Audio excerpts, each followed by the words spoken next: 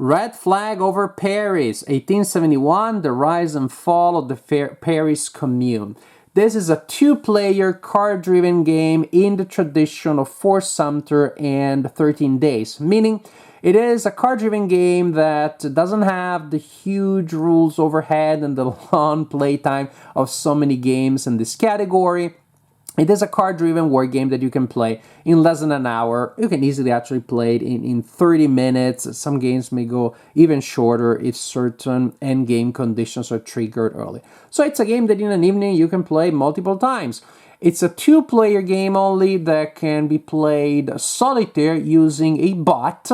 The game has rules for that. And I didn't do that. I did play the game solitaire, but I played the game solitaire multiplayer solo, meaning I control both sides of the confrontation, keeping all cards face up.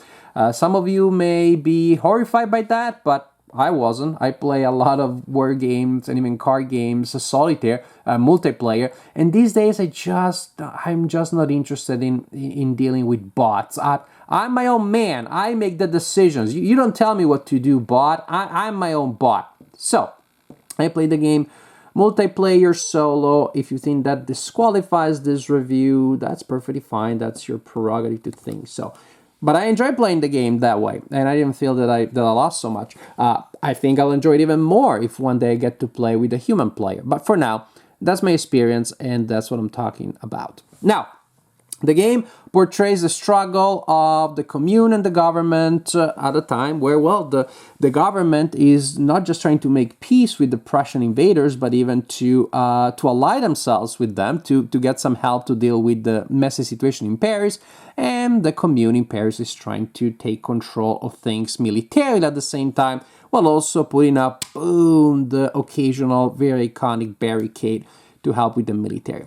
So both players have a main area in which they want to do well, the military for the government and the political for the commune, but they also need to have a presence and be kind of like a pin in the neck in the other field to prevent the opponent from running away in that category. So the game is sort of split into these two aspects, the political and the military, to the point that you can see the board represents them in two separate areas, political and military, each then divided into two smaller areas. So each group is called a dimension. Ooh, we go to the fourth dimension here. And you will want to try to take control of the dimensions because that will score you points. Again, the game is so committed to the theme in which these two aspects were interacting but different from one another, that you have two different kinds of victory points. You have political victory points and military victory points. So when you score a military victory point, you will move the cylinder here by one space in your direction of the board. This track, of course, is for the government of Versailles, and this track, or this direction of the track, is for the commune. When you score a political victory points, you move that other cylinder in your direction. In order to win, the commune needs to have more political points than the government has military points, and the other way around. The government needs to have more military points than the commune has political points in order to win. It is a tie, then you go to the tiebreakers, and there is a list of those. During the game, it's a card-driven game. Remember, you will play cards that will allow you to trigger different actions, and we'll talk about those. But the general idea is that those actions will often allow to remove or add cubes to the board. The cubes represent your influence. The cubes will come from those two tracks there, and when your actions will allow you to take them from the sections closest to the center. So you take the cubes in this direction here, from here, and then from here, for example, and I get to spend my actions and place the cubes on the board, for example. Those sections are divided into areas, and the last one is called the final crisis area. And when you take cubes from the last area, that is, you breach it in game terms, different effects will apply. Most importantly, when both players breach the last section of the potential cubes that they can have. When both players do that, that triggers the end of the game at the end of that round. Well, that triggers the final crisis, which is a mini round that is played at the end of the game. So, the end of the game is either triggered by both players breaching the final section of the place where they store the initial cubes, or by players playing 3 rounds. The game will not last more than 3 rounds anyway. So, whichever happens first, next we have the final crisis, which is again this extra mini round that is played, and at that point, you check victory conditions, which are what I told you earlier. You have 2 kinds of cards that you will use: objective cards and strategy cards. At the beginning of each round, each player receives 2 objective cards and they choose one. And this represents a location that you will try to have control of at the end of the round, because that will give you a victory point and that will allow you to use the special bonus ability indicated there. And sometimes you draw a card and, you already have control of that area. So most likely you will want to have that unless you're ambitious and you really want a bonus indicated on the other one. Either way, each player will secretly commit to one of the cards that they receive. I play multiplayer solo, and so I don't do that secretly. I play them face up. Again, if that horrifies, that's not my problem, because I don't have any problem with that. As a matter of fact, sometimes like, darn, I completely forgot to take control of that objective, which would happen to me if I were playing 2-player games. So again, that's how it works for me. These objectives are very important. But then, of course, the heart of the game is going to be in the strategy cards that, similarly to what we have in other card-driven games, have a number of points, of operation points indicated here, and they can be played for that. Have an effect which can be played only if the card is of your own color: red for the commune, blue for the government, or if the card is neutral. If the card is gray, then you can use the effect. So again, you can use the card for its operational points, or for the effect if it applies, or for other things. So each player will have a hand of 4 cards, and players will alternate taking turns. At the beginning of the game, of the round, there's a procedure to see who has initiative, and the initiative player decides who goes first in each phase of the game, of the turn, or the round, which can be very important.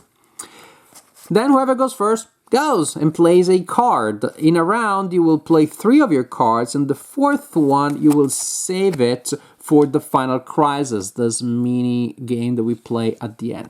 Each player also starts with a special final crisis card, which can be played during the game or can be saved for the final crisis. So the final crisis will be played with the cards that you saved during the game, and it can, in the final crisis card can be added to it also. But what do we do with our cards, the ones that we don't save? Well, we play them. If we play our color, we play for the effect. Simply, booyah, implement the effect exactly as written. That is simple.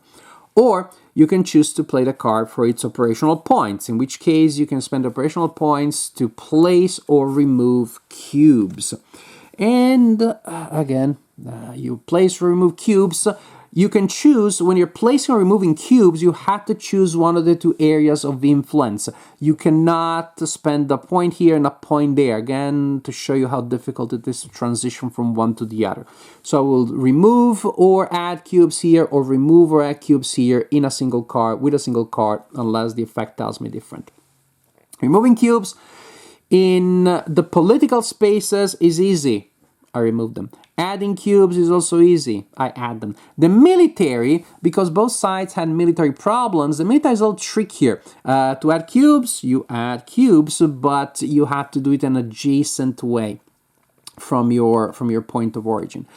Most importantly, adjacency, as you can see, connections are adjacent with these lines here. Most importantly, adjacency counts when you're trying to remove cubes, because removing cubes from the military area is not easy, is not for certain. So there is a procedure to see if you're able to actually remove an enemy cube from a military area. The idea is you spend your operation point just to attempt. Good for you. Then you are trying to reach a total combat value of 3. Starting from 0, you add 1 combat value for each adjacent space that you control next to it. So right now we have 1 from that. You add 1 value, 1 point if you have a presence. So right now I have a combat value of 2. You add another one if you control the space, and I'm not doing that right now. You can add another combat point if you spend another operation point. Suppose that I had used this card here. I spend 1 point to trigger the attack and the other operation point to add to my combat value. What happened there? The light changed. There you go. So if I do spend that point, 1 for the presence, 1 for the adjacent, 1 for that, I have 3. That means I successfully remove a cube of the opponent.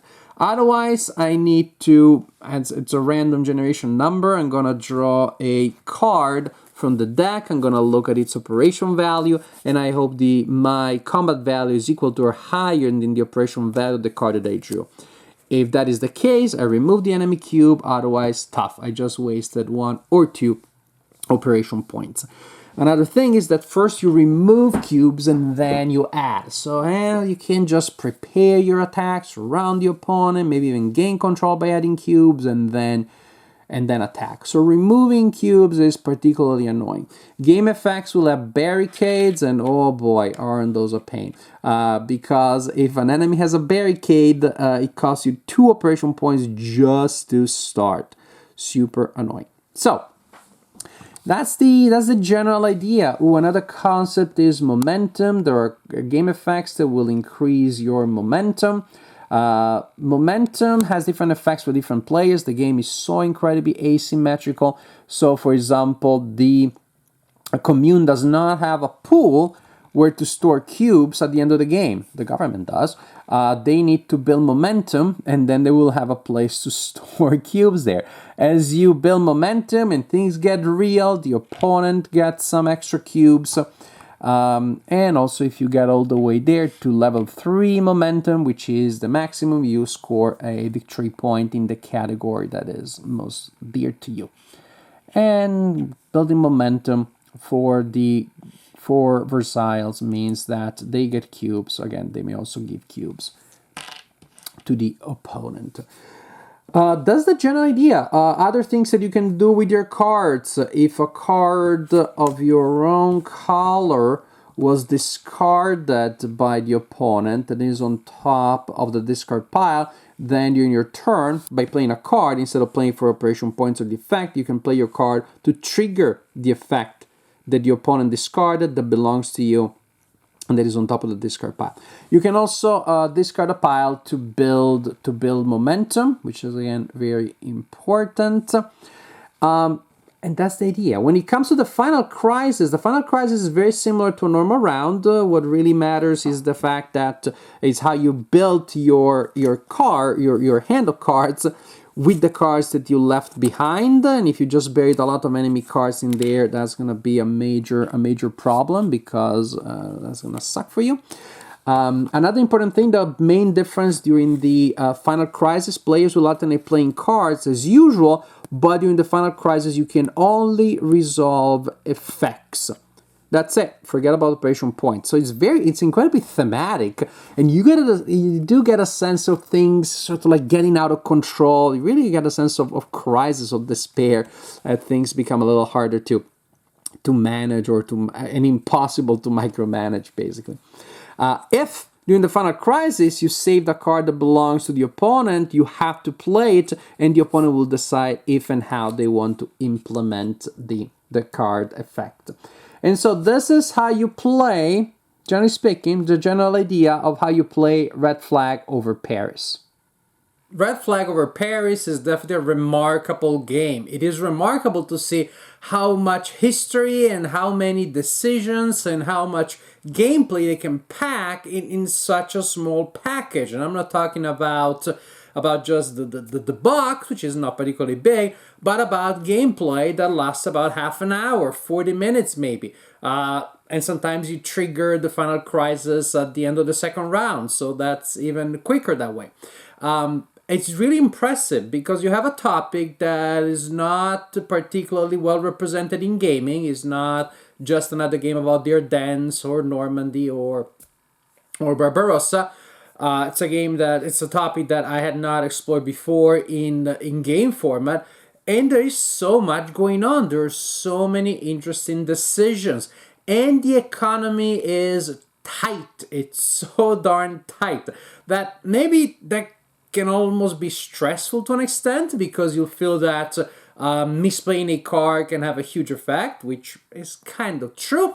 But at the same time, both sides are faced with that dilemma, and so hopefully both sides will make at least one or two mistakes. There is, of course, an element of luck when it comes to the cards, but I also like that. I like the fact that the game is so short, you're never going to use all of the deck, which is very important. You're not going to be able to count cards. You'll get a sense of what may be in there, but again, especially if the end of the game is triggered by the end of the second round, then there's no counting cards. There's no counting on what may still be there. So I like the variety that brings, because from game to game, you're going to have different cards coming into play. Very nice, very important. Again, the randomness is, I got an objective that I already control, or I should be able to control. But again, maybe the bonus of that objective is not particularly important right now, precisely because in that area I'm doing well enough. Ultimately, this is a game of majority, of controlling majority. That's how you score at the end of a round. You go through all of the sections, all the dimensions, and if you control the pivotal space, each section has a space that is marked as pivotal, then you get a special action which may allow you to remove cubes, to move cubes around, to replace a cube of the opponent with one of yours. And so those actions are very important. You're sneaking them in at the last minute, and then you score for control, which means if you control all three areas of a dimension, then you score a point in that kind, military or political. But again, control is based on majority, so it doesn't mean having a lot of cubes there. It means having just more than the opponent, and some presence, of course. And that's super important, because again, there is such a sense of scarcity. There is such a sense of resources being so limited. The clock is ticking so loud. Every card that you play is a considerable step closer to the end of the game. Each cube that you play matters, and so you really don't want to squander things having a massive presence somewhere, neglecting everything else. So that sense of pressure that comes from everything being so minimalistic is really important to me. That's what makes the game really exciting. And also, the fact that the game is so short, and again, sure, you play two wrong cards, probably that may just be the end of the game for you if the opponent doesn't make some major mistakes. Or there is some major reversal in the final crisis, which may totally happen. I've seen one side coming back from the dead, basically, during the final crisis. But again, if some mistakes cause a game to be lost by one side, which still, when you phrase it that way, that's fair. That's how it works. You make mistakes, you lose. But the point is that the game is so short, then you play it again. You're going to be able to play 2 games in an hour, multiple games in an evening. So you can have your own mini tournament. If you feel luck is too bad, play for 2 hours. Do the best out of 3, out of 4, out of 5. Because the game will definitely have that addictive element, because you can put it away so quickly, clean up quickly, set up quickly. You will want to play just another game. I know it has happened to me as I was playing the game Solitaire. So it's a really, really good game. It's what I seek in a war game, which is a game that gives me a strong sense of history, is engaging to play, has a lot of interesting decisions.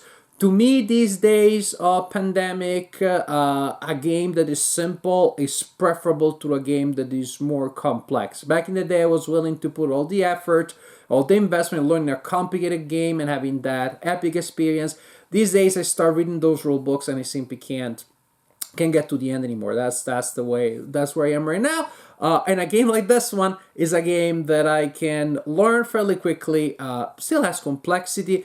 It's still not the easiest game out there when you compare it to non-war games, but in the war game family, it's on the light side. So you have a game that is reasonably simple to learn, and it's very engaging to play. It has so much chrome, so much history, and also asymmetrical gameplay, which is always fun. I play both sides, but if you don't, then you're gonna have fun trying to see things from the other player's perspective. So high endorsement from me for Red Flag over Paris. It is definitely a remarkable game, fun to play, and honestly an accomplishment because there are just so many good things in such a small, tight, elegant package.